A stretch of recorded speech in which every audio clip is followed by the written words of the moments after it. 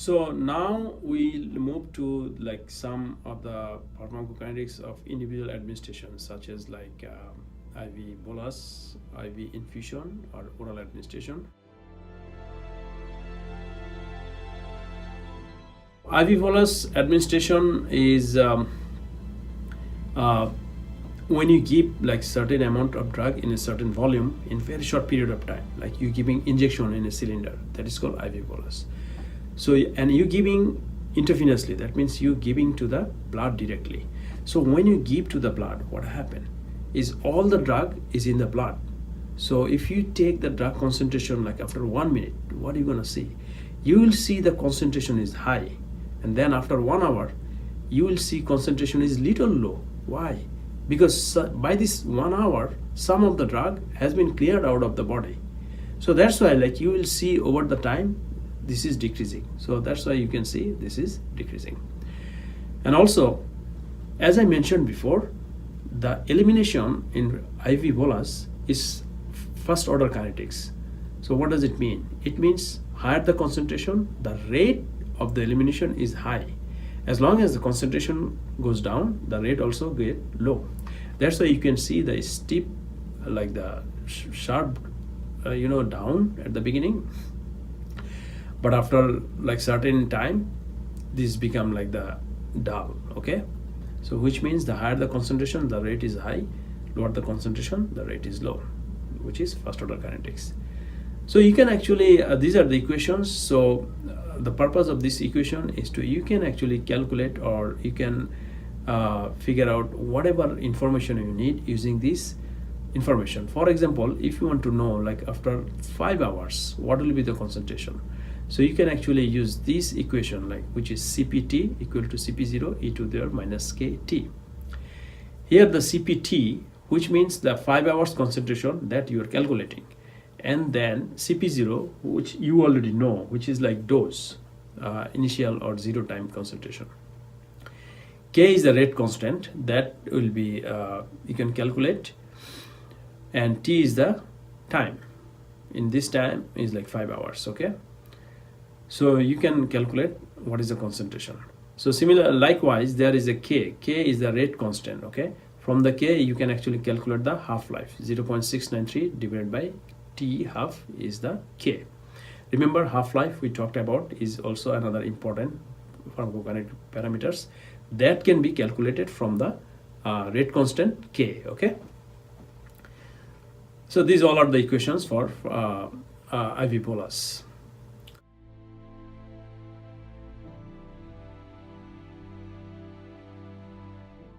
Now we'll move to the oral administration.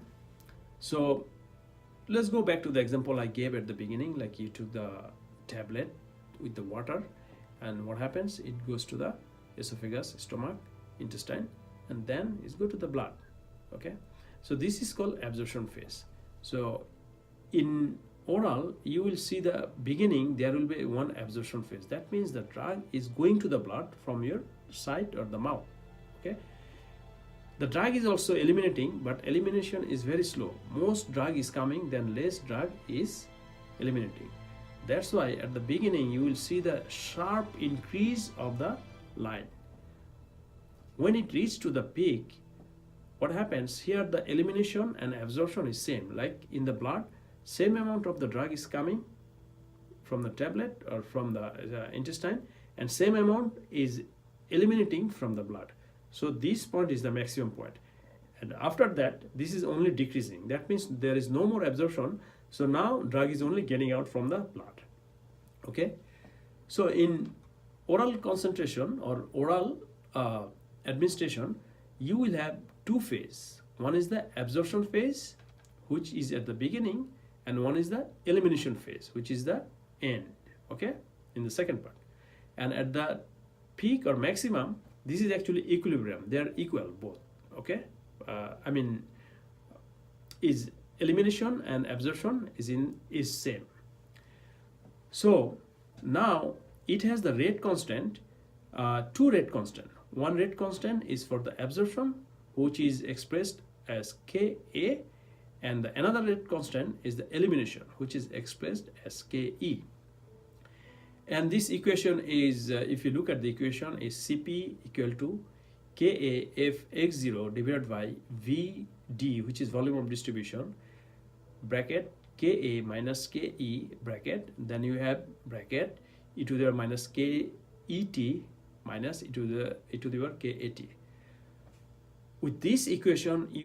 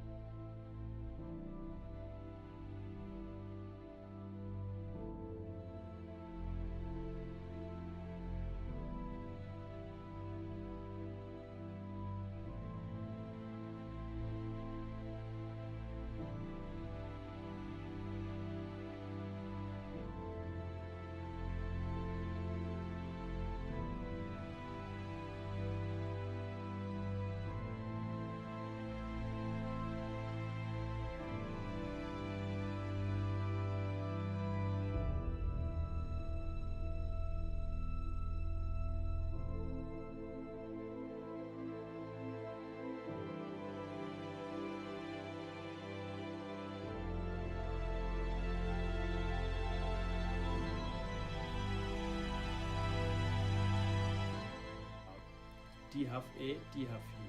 So by the way, as I said, like T half and K, so half-life and rate constant, they are related.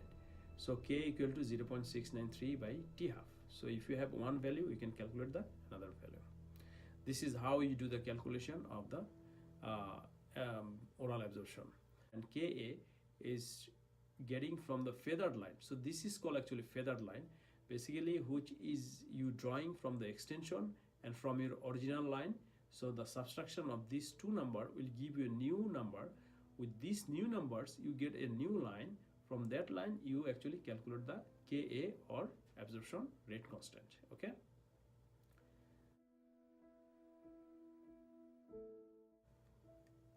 Flip-flop kinetics. What is actually flip-flop kinetics? So normally for most of the drug, the absorption phase, the rate constant of the absorption is higher than the rate constant of the elimination. Okay, but sometimes it happens the opposite. That means now the elimination rate constant is higher than absorption rate constant. Okay, in this case, the flip-flop Tmax is unchanged, which is like the time to reach the maximum. Remember the maximum point, but the Cmax goes down. So in compare with the regular kinetics, the Cmax, the maximum concentration, actually goes down because the elimination rate is higher than the absorption rate. Okay. Now from the graph, you cannot understand like this is regular pharmacokinetics or flip-flop pharmacokinetics. So how you can actually understand that? So what happens, say, look at the figure in the, it looks like the regular oral administration, the red line. Okay. Now with the same drug, if you do the injection, okay, and then the IV bolus will give you another line. So if that line fall on this elimination phase or elimination line, then you can say this is a regular kinetics. But if that line fall on the other dotted line here, if you look at this, that means this is actually become the elimination. Remember in the regular case, this was the absorption, but now this is elimination. What does it mean? That means the other one is the elimination. So now this is flip-flop. Okay, just the opposite. So that's how you can tell. So if we summarize, so in flip-flop kinetics, basically in the regular kinetics, rate of rate constant absorption is higher than elimination rate constant, but in flip-flop is opposite. elimination rate constant is higher than the absorption rate constant. And how you do that, how you verify that? You do one IV bolus, and with that IV bolus, the elimination, if falls on the absorption in the regular absorption line, then you say this is flip-flop. But if it falls the regular elimination line and this new IV elimination line is the same, then you can say this is regular.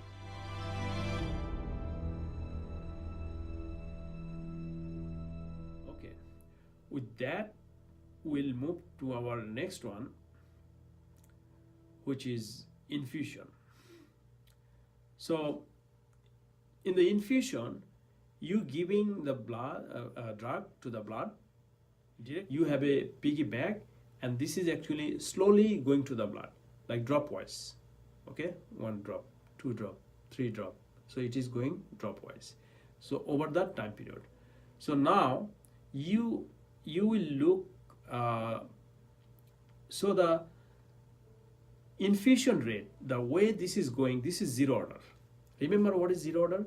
Zero order is like it doesn't matter the concentration, it will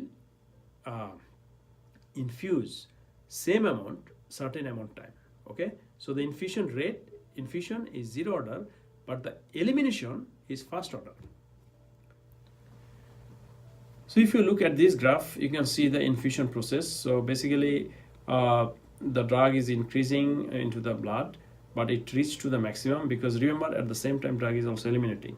So after if it reached to the maximum, then it reached to the steady state.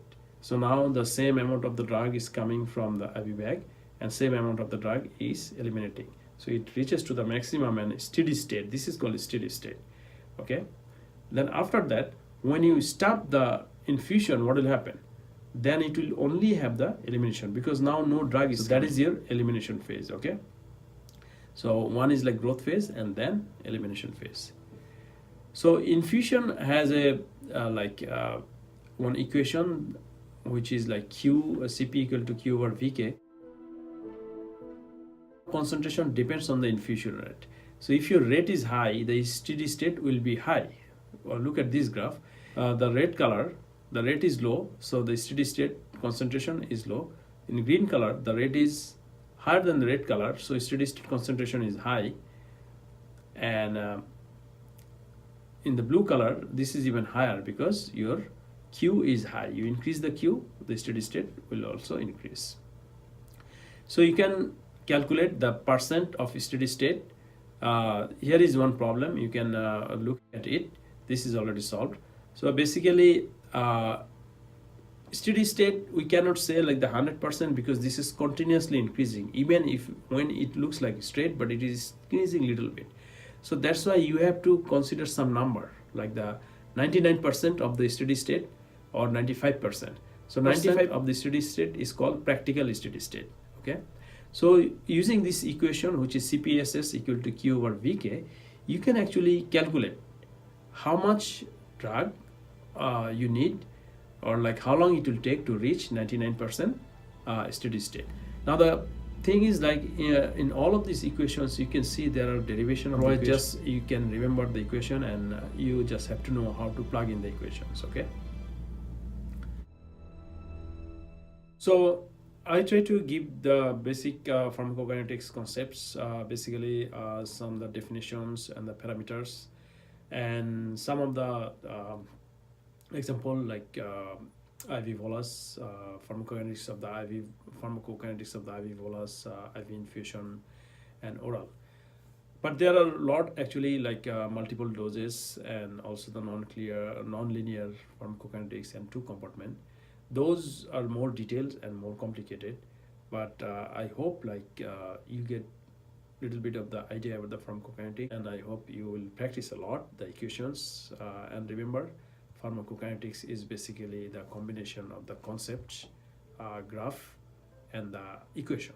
So that means you have to understand, you have to analyze the graph, and you have to practice a lot of the calculations using those equations, and that will make you very good understanding of the pharmacokinetics.